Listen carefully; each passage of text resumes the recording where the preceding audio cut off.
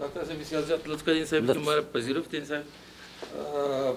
ما چون از لیاقت اهلیت شما بسیار آگاه بودم و واقعا ما علاقمند هستم که شما را از نزدیک ملاقات کنم و از اینکه ما را شما پذیرفتین بسیار لطف و مهربانی کردین صاحب. شما یک شخص ملی، یک وطن پرست، یک شخصی که راستی میخواین که غم غریبای افغانستان رو بخورین. دیگه به این حساب صاحب از شما با تشکر میکنم شخصا صاحب. ما چند سوال را تیار کردیم که از حضور شما بپرسان میکنم و امیدوار هستم که شما سوال را بر ما جواب بدین صاحب. بسیار لطف کردین صاحب. دکتر صاحب محترم، ما شنیدم که کسایی که در کمپین شما کار میکنه اینا همشون رضاکارا هستند. نظر شما در این قسمت چیه صاحب؟ بسم الله الرحمن الرحیم. اول از تشریف آوریتان و از نظر نیکتان بسیار ابراز امتنان. دوم سلامای بسیار گرم بر بینندایتان. افغانای ما در بیرون جزء سرمایه ملی ما هستند و همیشه از درد ما در عذاب و از خوشی ما راحت هستند و امید عزیز که بتانند در این مرحله تاریخی در ایجاد یک افغانستان که به همه ما تعلق داشته باشه سهم بسیار بارز داشته باشه. در قسمت سوال اولتان نهایت بر من جای افتخار است که اکثریت مطلق کسایی که در کمپین کار میکنن رضاکار هستند، چون این علامه عزیز که ما در حال ایجاد یک جامعه مدنی نو هستیم. ما نمیخوایم که حقوق خود را در بدل چند مشت پول بفروشیم، بالعکس به اساس عقیده و تعهد حاضر هستیم کمکاری کنیم. دکتر صاحب پروگرام شما برای رفع فقر و تندرستی چی است؟ پروگرام ما بر رفع فقر است که اول امحای فقر به حیث عمده ترین هدف ملی تعیین کنیم. دوم چارچوب یک نظام اقتصادی را بیارم که این نظام اقتصادی بر اساس اقتصاد اجتماعی استوار باشه.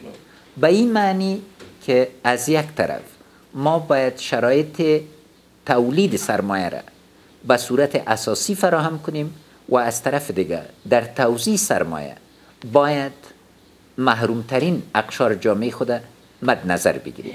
یعنی دولت وسیله عظیم میشه که از یک طرف شرایط ایجاد سرمایه را فراهم کنه با راهنمایی و سهمگیری و شراکت و از طرف دیگر در توزیع سرمایه نقش عمده داشته باشه، چون عاید دولت باید به این مصرف شود که یتیم ما، بیوه ما، معیوب ما، مریض ما بتانه یک چتر داشته باشه که در چارچوب از این چتر حمایت شود. بله. دکتر صاحب محترم، موضوع بیکاری جوانان، آیا شما کدام پروگرام عاجل سردست دارین؟ وقتی بخیر رئیس جمهور شدین؟ مطلق. من میخوایم 1 میلیون کار نو ایجاد کنیم. این 1 میلیون کار نو از کجا ایجاد میکنیم؟ اول بخش ساختمان است. ما فعلا حتی برای کار نیمه فنی از بیرون نفر میریم.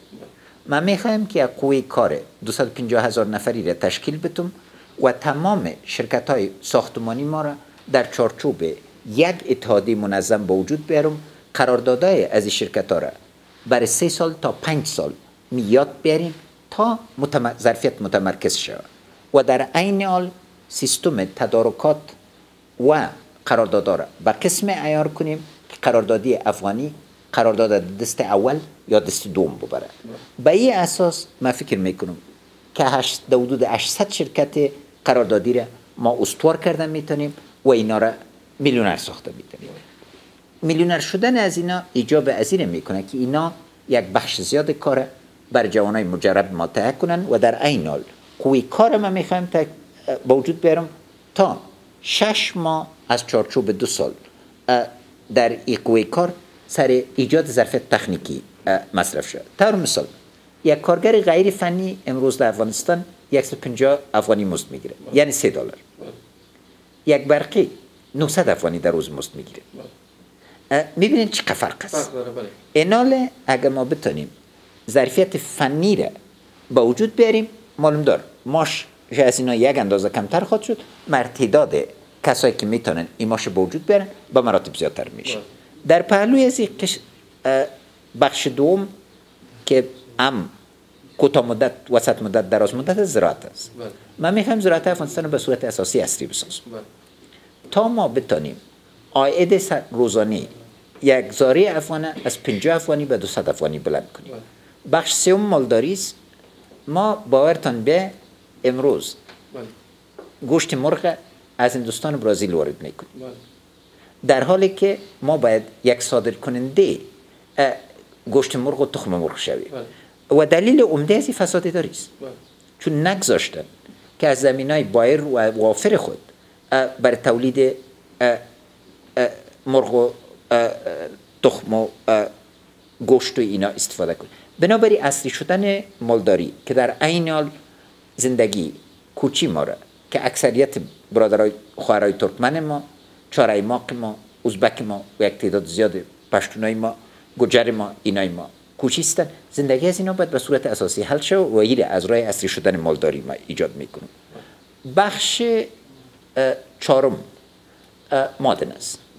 ما افغانستان فضل خدا از جمله غنیترین ممالک دنیا در قسمت معادن است، اما در قسمت معادن ما توجه اساسی نشده و از این جهت معادن کوچک، متوسط و بزرگ ما میخوایم به زودی ممکنه انکشاف بدیم.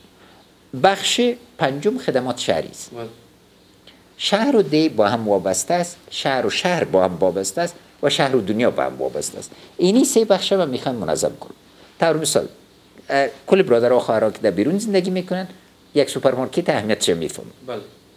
اما امروز در کابل تشریف ببرین گوشت در بیرون اویزان است، خانه مگس و زنبور است. بله. و در عین حال متراتر میشن بدترین تیل دنیا از نگاه کیفیت زهر خود سر گوشت ما مندازه. بله. انسجام دادن تنها سوپرمارکت ها یک زمینی بسیار منظم با وجود میاره. وقتی که ما میخوایم 1 میلیون واحد رهایشی در افغانستان به وجود بیاد، هر 1000 واحد رهایشی چند سوپرمارکت بسیار منظم هم راه خود. بله. فکر کنین که عرضه و تقاضا چطور ترتیب شده میتونه و به این ترتیب همه چیز. و بخش ششم عصری است. ما میخوایم که افغانستان اولین مملکت دنیا باشه که استفاده از اینترنت مفت است. بله. چون این موجب تحرک عظیم فکری، اقتصادی و اجتماعی در افغانستان شده میتونه. بله. اینترنت امروز یک ذخیره بزرگ جهانی است. بله. فیزیک ما به اینترنت میتونم امروز در کابل $400 در ماه است. یک جوان چطور ایره کنه؟ بله. یک تاجر کوچک چطور از استفاده کنه؟ بله. یک زاره. بنابراین مالی که دولت از این میگیره بسیار ناچیز است. و از نگاه شرایط بین‌المللی ما از ناتو و اتحادیه اروپا و غیره استفاده کرده میتونیم که اینترنت مفت شه. در این چارچوب ما یک تحرک عظیم در بخش مواصلات مخابرات به وجود آورده میتونیم تا موجب ایجاد کار صورت شد. تشکر لطف کنید دکتر صاحب. شما کمی در مورد رشوتخوری و فساد داری صحبت کردین. در خواست خداوند که رئیس جمهور شدین، چطور میتونین این موضوع فساد اداری و رشوتخوری رو از بین برین؟ مثلا یکی از برادرها خانه در سرک رفت، تقریبا 2 سال اول گرفت به این برادر که تنها اجازه اعمار خانه را بگیره.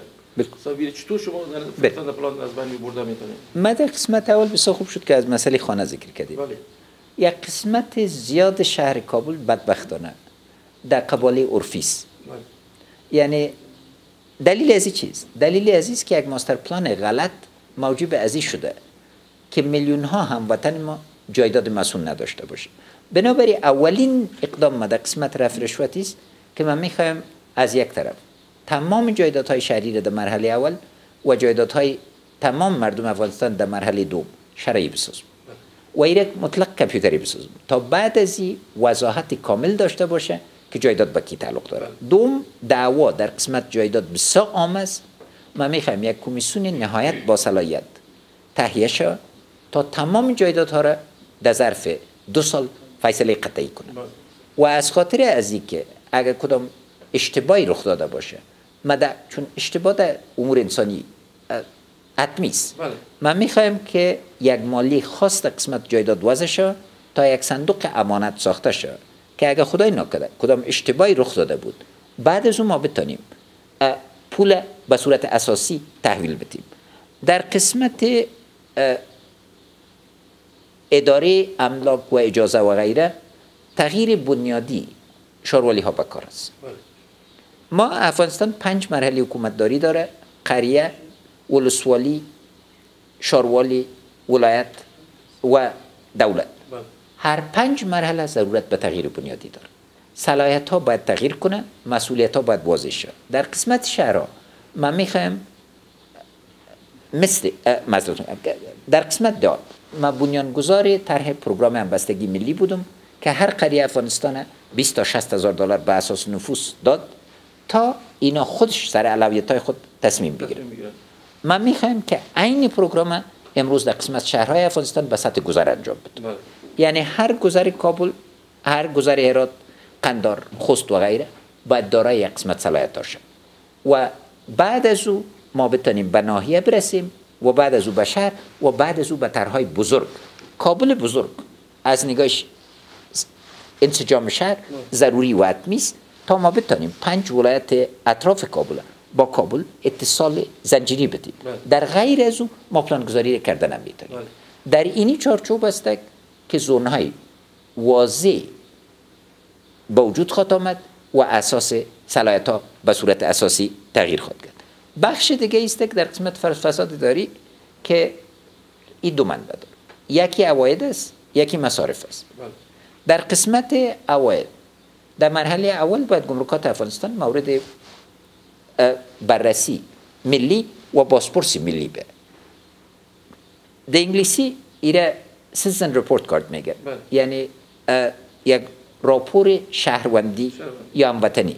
من میخوام سال 3 بار هر ولایت و هر وزارت و هر اداره افغانستان از طرف مردم بررسی شود و به اساس پارچه امتحانی که از این مبرای یا ما مردم مکافات بدیم یا مجازات بدیم یا دلیل مرجعی داشته باشیم که چرا کار مردم انجام ندادن. در قسمت مصارف عین و منابع عایداتی تمام از این به اساس زیر کنترل خواهد آمد. من میخوایم از معلمین، از معیوبین، از جوانا، از سازمانهای زنای ما استفاده سرتاسری کنم تا عواید مملکت انسجام. چرا؟